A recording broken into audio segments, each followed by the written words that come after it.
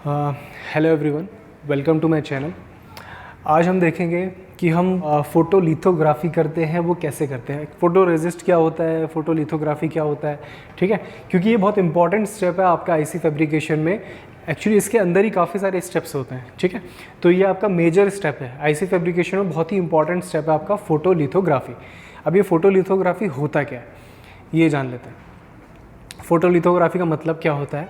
अब जैसे इसका नाम सजेस्ट कर रहा है फ़ोटो मतलब कि यहाँ पे लाइट का इन्वॉल्वमेंट है। ठीक है, लिथोग्राफी क्या होता है। ठीक है, तो फोटो तो मतलब लाइट होता है, लिथोग्राफी का मतलब क्या होता है। लिथोग्राफी होता है आपका पैटर्न फॉर्मेशन। ठीक है, जो आपको अपनी आईसी में जो भी पैटर्न बनाना चाहते हो, किस जगह पे आप SiO2 को रखना चाहते हो, किस जगह पे आप SiO2 को नहीं रखना चाहते हो, जो आपकी ऑक्सीडाइज लेयर होती है SiO2 की, इंसुलेटिंग मटेरियल की, उसे आप हर जगह नहीं रखना चाहोगे। किसी जगह पे आप चाहते हो इंसुलेशन हो, किसी जगह पे आप चाहते हो इंसुलेशन नहीं हो। ठीक है, आपको याद हो जो हमने आईसी बनाई थी, जो हमने स्टेप्स देखे थे, तो अगर मान लेते हैं ये वेफर है मेरा पी टाइप या जो भी, इस पी टाइप में मान लेते हैं मुझे SiO2 सिर्फ यहाँ पे चाहिए और यहाँ पे चाहिए और यहाँ पे चाहिए, सिर्फ इन जगह पे SiO2 चाहिए। तो मुझे इस जगह से SiO2 हटाना होगा, क्योंकि पहले पूरी लेयर थी। अगर आपको ध्यान हो तो पहले पूरी लेयर थी SiO2 की। तो इस पूरी SiO2 की लेयर को मुझे कुछ इस तरीके से करना है इसके साथ कि कुछ जगह पे SiO2 हो और कुछ जगह पे SiO2 नहीं हो। तो उसके लिए हमें जो करना होता है वो फ़ोटो लिथोग्राफी करना होता है। सेम मेटलाइजेशन में भी हम चाहते हैं कुछ जगह पे मेटल हो, कुछ जगह पे मेटल नहीं हो, तो वहाँ पे भी आपको फ़ोटो लिथोग्राफी स्टेप का करना पड़ेगा यूज़। क्योंकि वही पैटर्न वाली बात है कि मैं पैटर्न ऐसा चाहता हूँ कि यहाँ पे हो, यहाँ पे हो और यहाँ पे हो SiO2, बाकी जगह ना हो। ये एक तरह का पैटर्न है। तो इस पैटर्न को बनाए कैसे। ठीक है, तो उसके लिए स्टेप होता है आपका फ़ोटो लिथोग्राफी, जो खुद में ही काफ़ी सारे उसमें स्टेप्स होते हैं। वो डायरेक्टली ये नहीं है कि एक ही स्टेप में हो जाता है। ठीक है, तो फोटो प्लस लिथोग्राफी। लिथोग्राफी मतलब पैटर्न फॉर्मेशन, जो भी आप पैटर्न चाहते हैं, आप जहाँ पे भी SiO2 चाहते हैं वहाँ पे आप SiO2 रख सकते हैं और बाकी जगह से वहाँ से हटा सकते हैं। ठीक है, तो इसमें जो नंबर ऑफ स्टेप्स है फोटो लिथोग्राफी में वो देख लेते हैं। टोटल नंबर ऑफ स्टेप्स इसमें 7 है। 1 2 3 4 5 6 7। ठीक है, टोटल मिला के आपके 7 स्टेप्स है। तो इस टोटल मिला के जो 7 स्टेप्स हैं इनके हम नाम जान लेते हैं। सबसे पहले है आपका PR एप्लीकेशन। PR एप्लीकेशन की फुल फॉर्म मतलब PR यहाँ पे है आपका फोटो रेजिस्टिव मटेरियल, जो भी आपका होता है। तो फोटो रेजिस्ट एप्लीकेशन, आप सबसे पहले एक PR की लेयर को अप्लाई करेंगे, मतलब कि उसे बिछाएंगे। ठीक है, किसके ऊपर, अपनी वेफर चिप के ऊपर। फिर प्री बेक करेंगे। ठीक है, क्या होता है प्री बेक वो देखेंगे अभी। सेकंड स्टेप है प्री बेक। थर्ड है अलाइनमेंट एंड एक्सपोजर। ठीक है, वो भी देखेंगे क्या होता है। चौथा है डेवलपमेंट। पांचवा है पोस्ट बेक। छठा है ऑक्साइड एचिंग और 7th वाला है PR स्ट्रिपिंग, मतलब कि जो फोटो रेजिस्ट आपने लगाया था उसको स्ट्रिप कर रहे हैं, मतलब कि उसे निकाल रहे हैं। यहाँ पे एच भी बोल सकते हैं, स्ट्रिप भी बोल सकते हैं। स्ट्रिप मतलब किसी चीज़ को निकाल लेना। ठीक है, तो PR जो है आपने जो लगाया था फोटो रेजिस्टिव मटेरियल, उसको निकालने का जो प्रोसेस होता है उसे बोलते हैं PR स्ट्रिपिंग। तो टोटल मिला के आप 7 स्टेप्स होते हैं। इन 7 स्टेप्स को कंप्लीट करने के बाद आप बोल सकते हैं कि आपने फोटो लिथोग्राफी प्रोसेस को कर दिया है। ठीक है, अब हम एक एक करके इस हर एक पार्ट को समझ लेते हैं, हर एक पार्ट यहाँ पे क्या बोल रहा है। ठीक है, हाँ, तो अब हम एक एक करके सारे स्टेप्स देखते हैं। ठीक है, तो सबसे पहले आपका PR एप्लीकेशन। तो पहले फोटो रेजिस्टिव मटेरियल होता है क्या है। ठीक है, किस तरह का मटेरियल है। सबसे पहले इसकी बात कर लेते हैं PR की। PR मतलब आपका फोटो रेजिस्टिव, ठीक है, फोटो रेजिस्टिव लिख लेते हैं। फोटो रेजिस्टिव PR की फुल फॉर्म है। तो ये मटेरियल होता है क्या है, ये आपका लाइट सेंसिटिव मटेरियल होता है। लाइट सेंसिटिव, ठीक है, पहला पॉइंट अगर मैं बोलूँ तो ये लाइट सेंसिटिव होता है। दूसरा, ये एसिड रेजिस्टेंट होता है। ठीक है, और थर्ड पॉइंट बोलूँ ये ऑर्गेनिक पॉलीमर है। एक पॉलीमर मतलब कि इसमें काफ़ी सारी चेन्स होंगी। ठीक है, काफ़ी बड़ा कंपाउंड होगा ये ऑर्गेनिक पॉलीमर, और यही सब इसमें स्टेप्स है। तो मतलब स्टेप्स नहीं, मतलब इसकी फीचर्स है। तो फोटो रेजिस्टिव आपका एक तरह का लाइट सेंसिटिव मटेरियल होता है, जो कि एसिड रेजिस्टेंट भी होता है, मतलब कि एसिड को झेल सकता है। ठीक है, एसिड के लिए उसके पास एक रेजिस्टेंस है।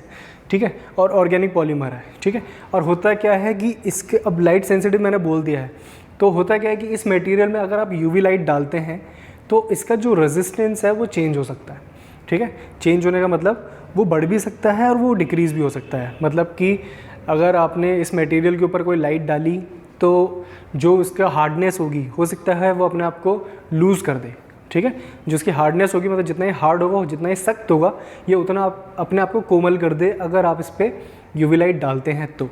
या फिर ये भी हो सकता है, मतलब इसका रेजिस्टेंस यहाँ पे कम हो गया। अगर मैं इस केस की बात करता हूँ तो इसका रेजिस्टेंस जो है वो कम हो गया है, ठीक है, इस मटेरियल का। और अगर आपने लाइट डाली और इसका रेजिस्टेंस मान लेते हैं ज़्यादा हो जाए, मतलब कि अपने आप को जितना भी हार्ड था उससे ज़्यादा अपने आप को हार्ड कर ले, ठीक है, तो जहाँ जहाँ पे इसके एरिया में लाइट पड़ेगी वहाँ वहाँ ये अपने आप को और ज़्यादा हार्ड कर ले, ठीक है।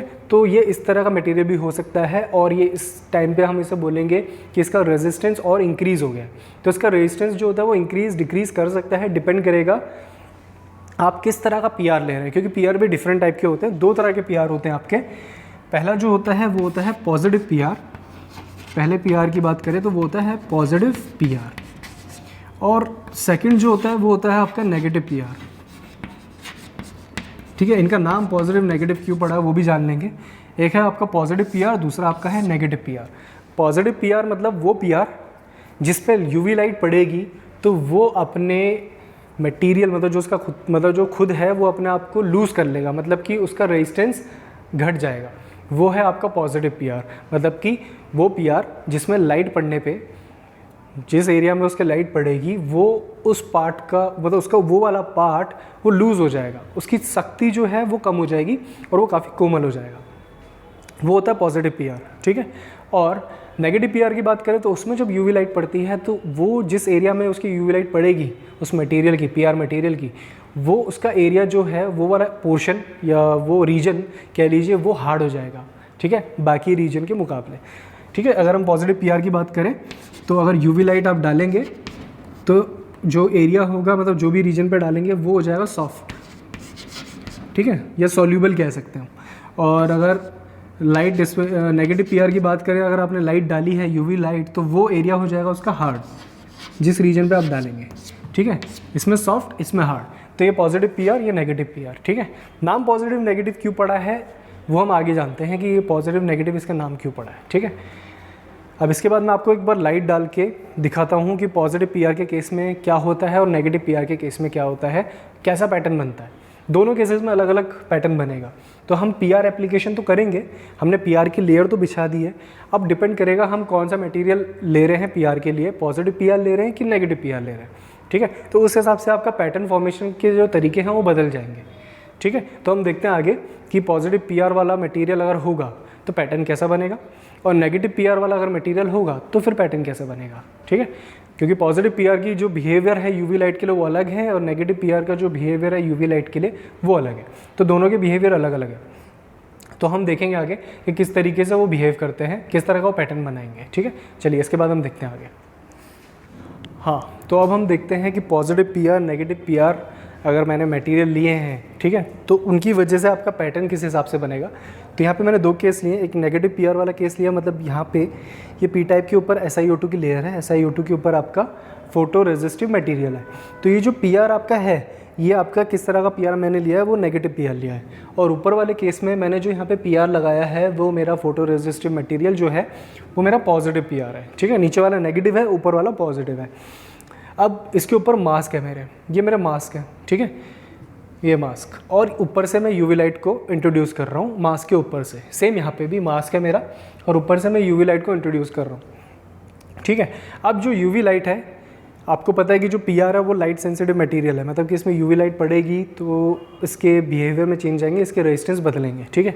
नीचे वाला नेगेटिव पीआर है, ऊपर वाला पॉजिटिव पीआर है, मतलब नीचे वाले में कुछ अलग बिहेवियर होने वाला है और ऊपर वाले में कुछ अलग बिहेवियर होने वाला है। तो जो यहाँ पे जो पीआर है वो किस तरह का पैटर्न बनेगा यहाँ पे वो डिपेंड करेगा इस मटेरियल पे ही। अब देखिए कैसे, जैसे ये नीचे वाले की बात करते हैं, नेगेटिव पीआर है, तो अगर नेगेटिव पीआर है तो आपका क्या होगा कि जहाँ जहाँ पे लाइट पड़ेगी वो वाला सरफेस ज़्यादा हार्ड हो जाएगा। जहाँ जहाँ पे लाइट पड़ेगी वो वाला सरफेस, वो वाला पीआर का एरिया या रीजन ज़्यादा हार्ड हो जाएगा दूसरे के अगल बगल वाले के मुकाबले, ठीक है। तो अगर आप ध्यान देंगे तो ये लाइट यहाँ से एंटर कर जाएगी, लाइट यहाँ से भी एंटर कर जाएगी। तो इसका मतलब अगर मैं प्रॉपर देखूँ यहाँ पे तो आपका ये वाला पोर्शन जो होगा, ये वाला पोर्शन यहाँ से लेके यहाँ तक सेम, अगर मैं बात करता हूँ ये, और यहाँ पे भी यहाँ से लेके यहाँ तक ये वाला पोर्शन, अगर मैं इसे किसी दूसरे कलर से बनाऊँ तो दूसरे कलर से बना लेते हैं। ये पोर्शन ये पोर्शन और ये पोर्शन। तो पीआर का ये जो दोनों पोर्शन होंगे, क्योंकि यहाँ पे लाइट आ गई है तो वो एक्सपोज हो गए, मतलब लाइट उस पर आई है, तो लाइट आने की वजह से क्योंकि आपका मटेरियल नेगेटिव पीआर वाला था, तो ये वाले पोर्शन जो दोनों हैं ये हो जाएंगे हार्ड। ठीक है, ये अपने आप को हार्ड कर लेंगे एज़ कम्पेयर टू ये वाला पोर्शन, ये वाला पोर्शन और ये वाला पोर्शन। ये 3 पोर्शन के अगर हम कंपेयर करें इन 3 पोर्शन से, तो ये वाले 2 पोर्शन आपके हार्ड हो जाएंगे। तो होगा क्या कि इधर वाले जो पीआर्स है इनको निकालना ज़्यादा इजी है। मतलब अगर मैं कोई सॉल्यूशन का इस्तेमाल करता हूँ पीआर निकालने के लिए, तो उसमें मेरा ये वाले पीआर निकालने ज़्यादा आसान है। ठीक है, तो अगर मैं कोई सॉल्यूशन लेता हूँ जो कि इन पीआरों को निकाल सकता है, तो वो सॉल्यूशन का इस्तेमाल करके ये वाले पीआर निकल जाएंगे, पर ये वाले निकालना उस सॉल्यूशन से मुश्किल होगा, क्योंकि ये वाले काफ़ी हार्ड हो चुके हैं। यूवी लाइट के एक्सपोजर की वजह से इनका रेजिस्टेंट बहुत ज़्यादा बन गया है। ठीक है, तो ये काफ़ी हार्ड हो गए हैं, पर ये वाले थोड़े सॉफ्ट हैं। तो ये वाले जो सॉफ्ट हैं उसके मुकाबले इसको मैं रिमूव कर सकता हूँ कोई सॉल्यूशन डाल के। तो जैसे ही इसको रिमूव करूँगा तो मेरा जो पैटर्न बनेगा वो कुछ इस तरीके से बनेगा कि आपका ये वाला पोर्शन रब हो जाएगा, ये बात करें तो, और इधर से ये वाला भी पोर्शन गया क्योंकि इसको मैं रिमूव कर सकता हूँ, और इधर से ये वाला पोर्शन भी गया। ठीक है, तो आपका कुछ इस तरीके से होगा। ये नीचे आपकी SiO2 की लेयर तो थी, SiO2 की लेयर तो कहीं नहीं गई है, तो SiO2 की लेयर यहाँ थी, यहाँ पे भी SiO2 की लेयर थी। ठीक है, यहाँ पे भी SiO2 की लेयर थी। अब पीआर जो मेरा है वो किसी पर्टिकुलर जगह पे ही है, सब जगह पे नहीं है। जैसे कि एक ये जगह है, एक ये जगह, यहीं पे पीआर है मेरा। बाकी जो पीआर पूरी उसकी पट्टी कह लीजिए, ये पूरी की पूरी जो स्ट्रिप थी पीआर की वो पूरी नहीं रही है, कुछ कुछ जगह पे ही है। जो मैंने पिंक वाला पोर्शन बना रखा है उसी जगह पे है। ठीक है, तो जिस जगह पे पोर्शन पे है बाकी जगह पे नहीं है। तो अगर आप ध्यान से देखेंगे तो नीचे जो फॉर्मेशन बना है, नीचे जो पैटर्न बना है पीआर का, वो जो मास्क है मेरा ऊपर उसके बिल्कुल उलट बना है। मतलब जहाँ जहाँ पे मास्क है वहाँ पे पैटर्न नहीं बना, जहाँ पे मास्क नहीं है वहाँ पे पैटर्न बन गया। यहाँ पे मास्क नहीं था तो यहाँ पैटर्न बन गया, और यहाँ पे मास्क था तो यहाँ पैटर्न नहीं बना, यहाँ पे मास्क था तो यहाँ भी पैटर्न नहीं बना। मतलब मास्क की जगह जहाँ पे गैप दिख रहा है आपको, वहीं पे नीचे सेम पैटर्न बन गया। तो जब आप मास्क के उल्टे नीचे पैटर्न बना देते हैं तो उसे नेगेटिव बोलता है। ठीक है, कि मास्क जैसा नहीं बना नीचे तो उसे नेगेटिव बोलते हैं। तो यहाँ पे नेगेटिव फोटो रेजिस्ट इसलिए नाम पड़ा है क्योंकि ये वाला फोटो रेजिस्ट आपका जो पैटर्न बनाता है वो मास्क के उल्टा बनाता है। ठीक है, तो इसलिए इसका नाम पड़ गया नेगेटिव फोटो रेजिस्ट। और अगर बात करें ऊपर वाले की, तो ऊपर वाले में मैंने पॉजिटिव फोटो रेजिस्ट मटेरियल लिया है। तो पॉजिटिव फोटो रेजिस्ट अगर मटेरियल लिया है तो वो क्या करता है, जैसा आपको पता है कि उस पर जहाँ इस एरिया में लाइट पड़ती है, एक्सपोज होती है, वो एरिया ईजिली सॉफ्ट हो जाता है, मतलब उसका रेजिस्टेंट खत्म हो जाता है, तो वो बड़े आराम से निकाला जा सकता है। पर जिस एरिया में नहीं पड़ रही होगी एक्चुअली, वो उसके मुकाबले जिस एरिया पे पड़ गई है उसके मुकाबले अगर कंपेयर करें तो वो ज़्यादा हार्ड होगा। ठीक है, तो यहाँ पे अगर हम देखें ऊपर से तो लाइट आ रही है, तो लाइट इस एरिया में आएगी, इधर भी आएगी, तो जिस जिस एरिया में आ रही है वो सॉफ्ट हो जाएगा। तो जो एरिया सॉफ्ट हो जाएगा, ठीक है, वो ये वाला एरिया है, इधर वाला और इधर वाला, तो वो निकल सकता है। तो आपका पीआर में जो बच जाएगा वो पिंक कलर से बना देता हूँ यहाँ पे। ये पीआर आपका यहाँ पे रहेगा, ये पीआर आपका यहाँ पे भी रहेगा, और यही पीआर आपका यहाँ पे भी रहेगा। ठीक है, इन जगह पे आपका पीआर होने वाला है, बाकी जगह पे आपका पीआर नहीं होने वाला, क्योंकि बाकी जगह से आपका पीआर निकल सकता है क्योंकि आपने वहाँ पे यूवी लाइट का एक्सपोजर कर दिया है और उसका रेजिस्टेंस हो गया बहुत कम, तो वो इजीली रिमूव हो सकता है। तो इसलिए आपका पीआर सिर्फ यहाँ पे बनेगा। अब ध्यान दीजिए, यहाँ पे जो पीआर बना है मेरा, जहाँ पे पैटर्न जो फॉर्मेशन हुआ है, जो पैटर्न बना है मेरा, वो एग्जैक्टली मास्क की तरह बना है। जहाँ जहाँ पे मास्क है वहाँ पे नीचे भी सेम बना है, तो इसलिए ऐसे कहते हैं पॉजिटिव पीआर, क्योंकि ये मटेरियल ऐसा है पॉजिटिव पीआर। इसकी वजह से, इस मटेरियल की वजह से जैसा पैटर्न मास्क का था वैसा पैटर्न नीचे बनेगा। ठीक है, तो इसलिए इसका नाम पड़ता है पॉजिटिव पीआर। इस तरीके से आप मास्क लगा सकते हैं, ये यूवी लाइट का इंट्रोड्यूस कर सकते हैं, और आपका इस तरह से पैटर्न फॉर्मेशन पीआर का हो जाएगा।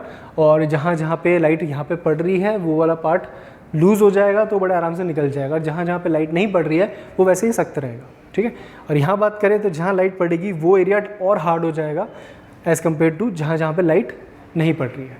ठीक है, तो इस तरीके से ये आपके मास्क होते हैं, ये आपकी यूवी लाइट डाली जाती है, और इस तरीके से आप इसमें पैटर्न फॉर्मेशन करते हैं।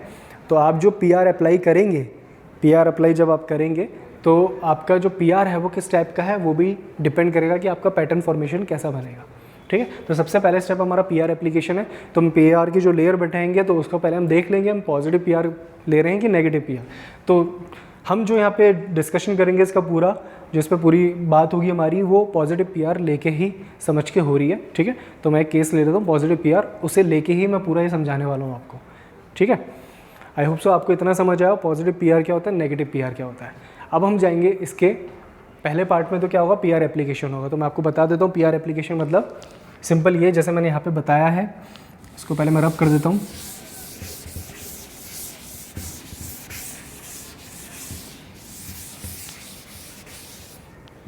देखिए पीआर एप्लीकेशन मतलब जो भी आपका पी टाइप वेफर है, आप ध्यान रखिए हम यहाँ पे एनमोस को एज अ एग्जाम्पल लेके पूरा आईसी फैब्रिकेशन समझ रहे हैं, ठीक है। एनमोस बनाने की हमारे लिए यहाँ पे जो एग्जाम्पल है वो एनमोस ही है, ठीक है। एनमोस को लेके चलें, बीजेटी ये सब भी हो सकते हैं, पर एक को लेके चलेंगे तो पूरा आईसी फैब्रिकेशन फिर भी समझ सकते हैं, ठीक है।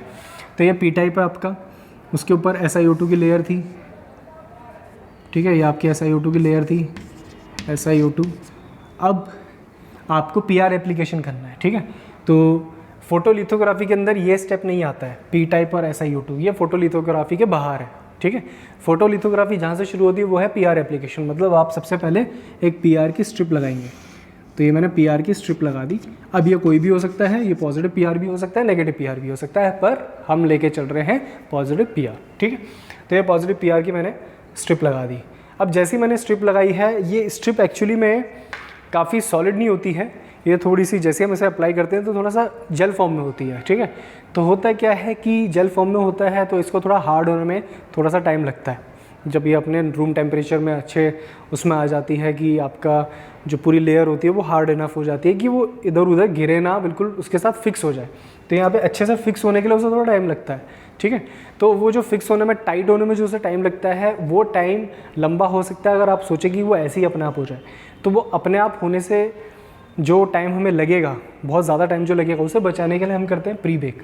हम क्या करते हैं, इस पूरे पीआर, ये जो पूरा का पूरा आपको अभी ये दिख रहा है सेटअप, इस पूरे सेटअप को ओवन में रख देते हैं। ओवन में इसको थोड़ा टेम्परेचर देते हैं 80 डिग्री सेल्सियस का। 80 डिग्री सेल्सियस में इसमें कुछ आधे घंटे के लिए, 1 घंटे के लिए इसे रखा जाता है, 30 मिनट 1 आवर के लिए। तो 80 डिग्री सेल्सियस में क्या होता है, थोड़ा बेकिंग की जाती है। बेकिंग में क्या होता है कि इसके जो मॉलिक्यूल्स होते हैं, मतलब ये जो पीआर लेयर जो जेल फॉर्म में होती है, थोड़ा सा हार्ड हो जाते हैं, ठीक है। उसके बाद इसे निकाल लिया जाता है। तो प्री बेक आपका जो प्रोसेस होता है उसमें 80 डिग्री सेल्सियस इतना नहीं होता था किसी चीज़ को पिघला दे, ठीक है। ये सिंपल, इसका क्या होता है, इसको थोड़ा सा एक जो इसका मटेरियल होता है वो थोड़ा ऐसा होता है कि थोड़ा सा हल्की सी गर्मी देंगे इसमें, 80 डिग्री सेल्सियस जो बोले, तो उसमें ये थोड़ा अपने आप को हार्ड कर लेता है, अपने आप को बड़े अच्छे से अटैच कर लेता है SiO2 लेयर के साथ। तो वो करने के लिए ही हम करते हैं प्री बेक, ठीक है, ताकि अपने आप को अटैच कर ले SiO2 लेयर के साथ। तो ये अपने आप को अटैच कर लेगा, प्री बेक प्रोसेस थे। तो प्री बेक में क्या होता है, कुछ नहीं है, सिंपल यही है। इसको हम उठाते हैं और हम इसे ओवन में रख देते हैं, 80-90 डिग्री सेल्सियस में रख देते हैं और आधे घंटे के लिए इसे बेक कर देते हैं ताकि अच्छे से अटैच हो जाए, ठीक है। कई उसमें सेंट्रीफ्यूज भी किया जाता है ताकि इसे जो भी इसमें एक्स्ट्रा होता है या प्रॉपर लेयर बने, तो उससे सेंट्रीफ्यूज भी किया जाता है, ठीक है। जो फालतू के सॉल्वेंट्स होते हैं वो उसमें से निकल जाए, इसलिए भी। तो प्री बेक ही होता है। उसके बाद आपका होता है alignment and exposure. Alignment and exposure मतलब कि आपने बेक कर लिया, बेक करने के बाद ये फिक्स हो गया, उसके बाद आपने क्या करा, अलाइनमेंट मतलब यहाँ पे ये है कि आप मास्क वाला पैटर्न जो है आप रखना चाहते हैं, जो भी वो अलाइनमेंट आपने कर दिया। अलाइनमेंट मतलब कि आपने अपना मास्क वाला सेटअप ऊपर जमा दिया है, ठीक है, कि आप किस तरह का पैटर्न चाहते हैं, वो होता है अलाइनमेंट, कि आपने मास्क अलाइन कर दिया है लाइन से कि किस तरीके से आपको रखना है, वो आपने रख दिया। उसके बाद एंड एक्सपोजर। एक्सपोजर मतलब यहाँ पे सिंपल यही है कि आप यूवी लाइट को एक्सपोज करने वाले हो इस मास्क के थ्रू, ठीक है। जहाँ जहाँ पे मास्क है वहाँ से यूवी लाइट जा नहीं सकती है। तो अब ये एक्सपोजर के लिए मतलब आपको यूवी लाइट ऊपर से नीचे डालनी होगी, ठीक है। ये आपका यूवी लाइट है और नीचे वाला आपका मास्क है। मास्क एक्चुअली होता क्या है, मास्क एक ऐसा मटेरियल है जो कि किसी जगह पे लाइट के लिए ट्रांसपेरेंट है, मतलब कि भेज सकता है, लाइट को रोकेगा नहीं, और किसी जगह पे वो ओपेक है। ओपेक जैसा हम जानते हैं कि जिसके आर पार लाइट नहीं जा सकती, ठीक है। तो मास्क कुछ इस टाइप का मटेरियल है कि वो ओपेक भी है किसी जगह पे और किसी जगह पे वो ट्रांसपेरेंट है, ठीक है। तो इस तरीके से हम मास्क का यूज़ करते हैं। तो ओपेक कहाँ पे है, ओपेक यहाँ पे है, क्योंकि ओपेक ऐसी जगह होती है जहाँ से लाइट जा नहीं सकती। अब ये लाइट आएगी तो लाइट आएगी, तो ये हो गया आपका अलाइनमेंट हो गया, या आपका एक्सपोजर भी हो गया, तो आपने एक्सपोज भी कर दी लाइट। तो ये प्रोसेस हो गया थर्ड वाला, ठीक है, सिंपली। अब आते हैं डेवलपमेंट में। डेवलपमेंट मतलब कि अब आपका पैटर्न डेवलप हो जाए। तो पैटर्न कब डेवलप होगा?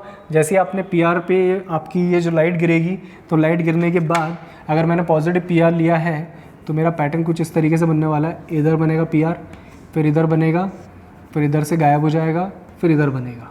ठीक है, इस तरीके से मेरा पीआर दिखने वाला है। बीच बीच से आपके पीआर साफ़ हो जाएंगे, ये आपके साफ़ हो गए। ठीक है, तो ये पीआर आपके साफ़ हो गए। बीच बीच में आपके पीआर निकल गए, यहाँ साइड के पीआर रह गए, पैटर्न बन गया। तो जैसे ही आपका ये पैटर्न बन जाता है, और एक्चुअली ये जो आपकी जो यूवी लाइट होती है वो उस एरिया को सॉफ्ट तो कर देती है, जो पीआर का पॉजिटिव पीआर जो आपका है उसको सॉफ्ट तो कर देगी, पर ऐसा नहीं वो अपने आप ही निकल जाता है। एक सोल्यूशन और डालना होता है जो उसको पूरी तरीके से निकाल देता है। ठीक है, सोल्यूशन डाल के कुछ हम केमिकल डाल के उसको भी पूरा निकाल देता है। तो जब ये पैटर्न आपका पूरा बन जाता है, क्योंकि ये पैटर्न बन गया, मास्क वाला पैटर्न ऊपर पीआर में बन गया, तो जैसे ये पैटर्न डेवलप हो जाता है तो वो प्रोसेस को हम बोलते हैं डेवलपमेंट, कि आपने डेवलपमेंट कर दिया। ठीक है, तो ये आपका डेवलपमेंट हो गया चौथे स्टेप में। अब करते हैं हम पोस्ट बेक। ठीक है, पोस्ट बेक करने का कारण क्या है? पोस्ट बेक इसलिए करते हैं क्योंकि एक हो गया आपका प्री बेक, पहला बेक करा तो उसे प्री बेक बोला, अब बाद में जो बेक आया उसका नाम दे दिया पोस्ट बेक। अब पोस्ट बेक करते क्यों है, वो बहुत इंपॉर्टेंट है। ठीक है, तो वो देखते हैं। हाँ, तो पोस्ट बेक में क्या होता है वो देख लेते हैं। पोस्ट बेक एक्चुअली करा क्यों जाता है, बिना पोस्ट बेक के क्या काम नहीं बन सकता? ठीक है, वो देख लेते हैं, बिना पोस्ट बेक के काम बन सकता है कि नहीं बन सकता। होता क्या है कि आपका ये जो पीआर है, जब यूवी लाइट आई थी, तो यूवी लाइट जब आई थी तो उसने बीच वाले एरिया के पीआर को लूजन अप कर दिया। लूजन अप करने की वजह से वो इजीली निकल गया, तो आपका पैटर्न डेवलप हो गया। ठीक है, पर होता क्या है, एग्जैक्टली ऐसा कट टू कट तो होगा नहीं। होगा क्या कि जैसे बीच के जो भी मटेरियल है उनमें चेन रिएक्शन शुरू हुआ, जैसे यूवी लाइट उसमें चेन रिएक्शन शुरू हुआ तो उन्होंने मॉलिक्यूल्स आपस में टूटने लगे। ठीक है, तो वो लूजन अप हो गए। तो वो जो चीज़ हो रही थी, ज़रूरी थोड़ी ना कि वो सिर्फ यहीं कट टू कट हो सकता है, इधर का भी कुछ पोर्शन को ख़राब करे, इधर वालों को थोड़ा सॉफ्ट कर दे, इधर को भी थोड़ा सा सॉफ्ट कर सकती है, इस वाले एरिया को भी थोड़ा सॉफ्ट कर सकती है, इस वाले एरिया को भी थोड़ा सॉफ्ट कर सकती है। ये जो मैंने सर्कल कर रखे हैं, ठीक है, तो ये इस वाले जो पीआर है जिसको हम सोच रहे हैं कि वो हार्ड है, ऐसा ज़रूरी नहीं है। हो सकता है कि ये वाला पोर्शन कुछ अभी सॉफ्ट हो रखा हो। ठीक है, तो इतना सॉफ्ट नहीं था कि निकल जाए पूरा, पर हाँ डैमेज ज़रूर हुआ है कि आपने यूवी लाइट ऊपर से डाली थी तो कुछ इधर से भी डैमेज हो गया, कुछ इधर से डैमेज हुआ, कुछ इधर से भी डैमेज हुआ, क्योंकि यूवी लाइट तो सीधी आई थी, हम मान रहे हैं। हो सकता है इस पर यूवी लाइट डायरेक्टली नहीं पड़ी हो, पर अंदर जो मटेरियल ने चेन रिएक्शन जो उसकी रेजिस्टिविटी डिक्रीज हुई, वो आसपास के एटम्स को भी कुछ ना कुछ तो एक तरह से कह लें इफेक्ट करेगा उन पे। तो इधर इधर के एटम्स जो होंगे वो भी कुछ ना कुछ इफेक्ट हुए होंगे, तो वो भी थोड़े बहुत लूज़ हुए होंगे। ठीक है, इतने नहीं कि निकल जाए, पर हुए होंगे। ठीक है, तो होता क्या है कि अगर हमने पोस्ट बेक बिना किए, पोस्ट बेक हमने नहीं किया और सीधा चले गए ऑक्साइड एचिंग में, तो ऑक्साइड एचिंग में होता क्या है, SiO2। अब आप देख सकते हैं ध्यान से, SiO2 का कौन सा एरिया ऐसा है जो पीआर के नीचे नहीं है, जिसके ऊपर पीआर नहीं है, वो ये वाला एरिया है, ये वाला और ये वाला। ठीक है, जिसमें मैंने ये आपका ये फिंगर का यूज़ किया है, ये वाला एरिया और ये वाला। तो ये वाले एरिया पे आपका ऊपर पीआर नहीं है, तो जब आप ऑक्साइड एचिंग के लिए जो भी केमिकल डालेंगे, ठीक है, तो उस केमिकल की वजह से आपका ऑक्साइड यहाँ से निकलेगा, आपका SiO2 निकलेगा। ठीक है, SiO2 यहाँ से भी निकलेगा, यहाँ से भी निकलेगा, क्योंकि अल्टीमेटली हम करना यही चाहते थे ऐसे ही फैब्रिकेशन में। किसी जगह पे मैं SiO2 रखना चाहता हूँ, किसी जगह पे नहीं रखना चाहता हूँ। ठीक है, तो मैं SiO2 यहाँ से निकाल लूँगा, यहाँ से निकाल लूँगा, इन जगह से SiO2 नहीं निकल सकता, इनसे भी नहीं निकल सकता, इनसे भी नहीं निकल सकता। क्यों? क्योंकि ऊपर एक पीआर मटेरियल लगा हुआ है। ठीक है, क्योंकि वो पीआर मटेरियल जो भी आप सॉल्यूशन डालोगे SiO2 को निकालने के लिए, वो ज़रूरी नहीं है वो पीआर के साथ भी रिएक्ट करता हो। ठीक है, हो सकता है पीआर उसके लिए एक नॉन रिएक्टिव चीज़ हो जो उसके साथ रिएक्ट करेगी ही नहीं। तो जब पीआर उसके साथ रिएक्ट करेगा ही नहीं, तो इधर वाले SiO2 के साथ दिक्कत नहीं आने वाली, पर यहाँ आ जाती है। क्यों? क्योंकि आपने जो यूवी लाइट की वजह से ये जो इधर वाला जो पीआर था वो जो थोड़ा लूज़ हुआ था, ठीक है, वो जो भी आप एचेंट डालोगे, एचेंट मतलब जो कि रिमूव करने वाला सब्सटेंस होगा, SiO2 को रिमूव करने के लिए जो भी आप एचेंट डालोगे, वो कहीं ना कहीं इस कमज़ोर पीआर की वजह से इधर के SiO2 को भी निकाल सकता है। ठीक है, क्योंकि ये पीआर बहुत कमज़ोर हो चुका है, साइड वाले जो पोर्शन है, तो आपका SiO2 जो अच्छे से निकलना चाहिए था, यहीं से सिर्फ यहाँ से निकलना चाहिए था, यहाँ से निकलना चाहिए था, वो कुछ हद तक इधर से भी निकलेगा, थोड़ा दूर दूर जाके।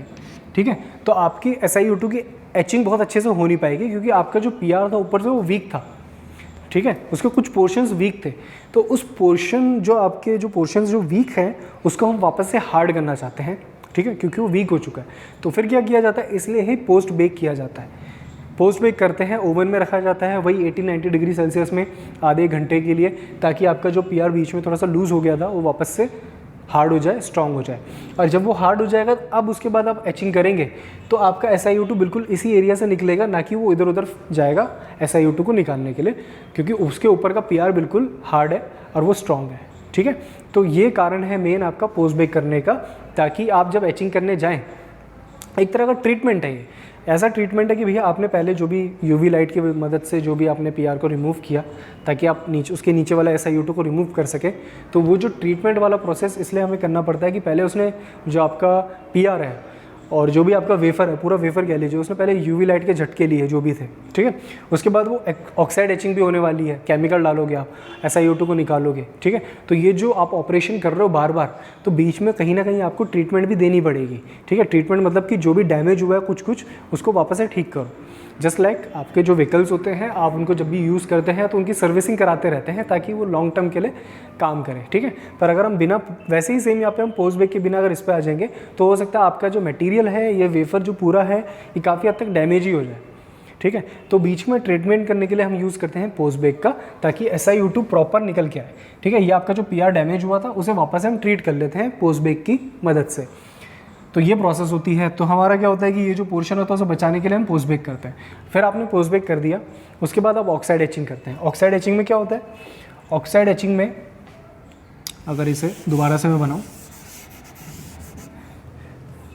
तो आपका यहाँ पे पूरे के ऊपर SiO2 था, ये आपका SiO2 था। ठीक है, यहाँ पे पीआर था, यहाँ पे भी पीआर था और यहाँ पे भी पीआर था। ठीक है, इन जगह पे पीआर था। अब ऑक्साइड एचिंग करेंगे तो ऑक्साइड एचिंग वाले के लिए कुछ केमिकल डालेंगे। वो जो केमिकल डालेंगे वो क्या करेगा, नीचे जो SiO2 की लेयर जहाँ जिसके ऊपर पीआर नहीं है, जैसे इसके ऊपर पीआर नहीं है, इसके ऊपर पीआर नहीं है, उसको रिमूव कर सकता है। ठीक है, जिनके ऊपर पीआर है उनको रिमूव नहीं कर सकता, क्योंकि वो केमिकल जो आप ऑक्साइड लेयर को हटाने के लिए लगा रहे हो वो ज़रूरी नहीं है कि वो पीआर को के साथ भी रिएक्ट करता हो। ठीक है, वो करेगा भी नहीं, क्योंकि लिया ही ऐसा कुछ जाएगा। ठीक है, तो इस जगह से आपका कह लीजिए कि जो मैंने बनाया है ये जो पोर्शन है, ठीक है, तो आपका SiO2 इस जगह से हट गया। अब SiO2 इस जगह से हट गया है तो ऑक्साइड एचिंग आपने कर दी है। अब आपका नीचे पैटर्न बन गया है SiO2 का, जैसा पैटर्न आपको चाहिए था। तो अब आप अपना पीआर जो आपने लगाया था उसको स्ट्रिप कर सकते हैं। अब आप अपने पीआर को स्ट्रिप कर सकते हैं, तो उसके लिए भी कुछ केमिकल होते हैं जो इस पूरे पीआर की लेयर जो होती है इसके ऊपर वाली SiO2 के ऊपर, ये जो बचे हुए पोर्शन है पीआर के, इनको भी रिमूव कर दिया जाता है। ठीक है, तो अगले स्टेप में आपका ये पीआर स्ट्रिपिंग होती है ऑक्साइड एचिंग के बाद। ठीक है, तो आपका पैटर्न बन जाता है इस तरीके से। ये आपका नीचे पी टाइप होता है। ठीक है, इसके ऊपर SiO2 की लेयर कुछ इस तरह से होती है कि कुछ जगह पे है, कुछ जगह पे नहीं है, फिर है, फिर नहीं है, फिर है। इस तरीके से आपकी ये लेयर बनती है SiO2 की। अल्टीमेटली हमें ये करना होता है। उसके बाद हम आगे प्रोसेस में जाते हैं, डिफ्यूजन करने होते हैं। तो होता क्या है, हमें करना क्या होता है, हमारा गोल ये होता है कि पी टाइप है, उसके ऊपर SiO2 है पूरे पे। ठीक है, अब हम चाहते हैं कि किसी जगह पे SiO2 हो, किसी जगह पे SiO2 नहीं हो। ठीक है, जैसे कि ये किसी जगह पे SiO2 है, किसी जगह पे SiO2 नहीं है। तो यहाँ से यहाँ जाने के लिए, देखने के लिए तो बोले तो बहुत सिंपल है कि भैया यहाँ से हटा दो और यहाँ से भी हटा दो, बन गया पैटर्न। पर ये देखने में बहुत सिंपल है, पर ऐसे हो नहीं पाता। ठीक है, क्योंकि जो भी आप एचेंट डालते हो, सीधा अगर मैं ऑक्साइड एचिंग इस जगह पे कर दूँ, इस जगह पे कर दूँ, ये थोड़ा बहुत मुश्किल होता है, क्योंकि बहुत छोटे लेवल पे काम हो रहा होता है, बहुत माइक्रोस्कोपिक। तो आप किसी सिलेक्टेड एरिया पे नहीं कर पाते ये चीज़। ठीक है, क्योंकि जो भी आप केमिकल और आप गैस का यूज़ करेंगे, जो भी करेंगे, वो बाकी जगह से भी ऑक्साइड हटा देता है।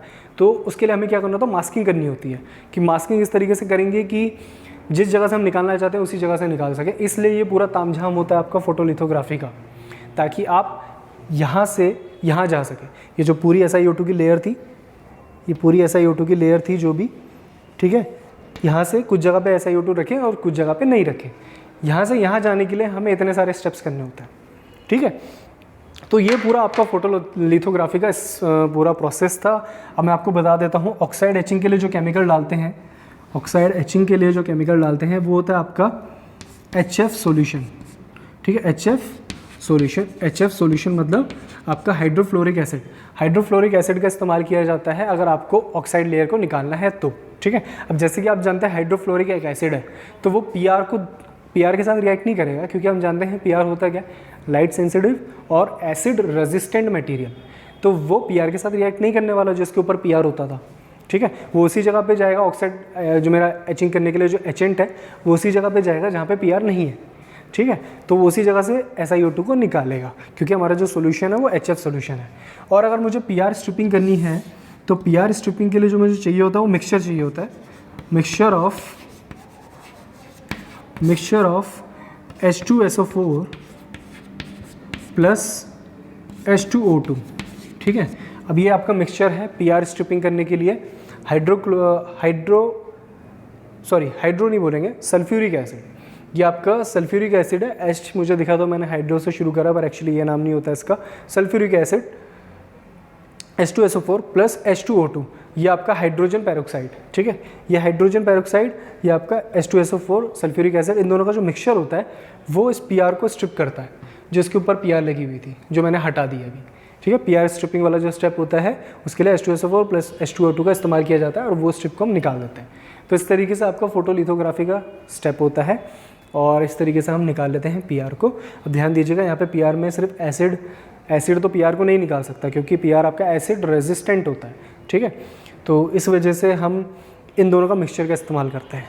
और जब इतना प्रोसेस करने के बाद भी कहीं ना कहीं थोड़ा सा डैमेज आते हैं तो इसके बाद भी हम इसे ट्रीट करते हैं, ठीक है। ऐसा नहीं है कि और आगे ट्रीट नहीं होता है, आगे भी जाके ट्रीट होता है आपका पूरा वेफर, क्योंकि इतने सारे ऑपरेशंस होते हैं तो कई जगह पोर्शन जो होती है वो डैमेज होती हैं, तो उनको ट्रीट किया जाता है, ठीक है। जिसको प्रोसेस का नाम अनीलिंग भी बोलते हैं, ANNEALING, वो भी एक प्रोसेस होती है, ठीक है, अनीलिंग। तो इसमें भी आप इसकी हेल्प से उसे ट्रीट करने की कोशिश करते हैं, ठीक है। इसमें मैं ज़्यादा जाना नहीं है, पर मेन यही है फोटोलिथोग्राफी आपका क्या होता है। तो आज के लिए इतना ही है, that's it, thank you so much.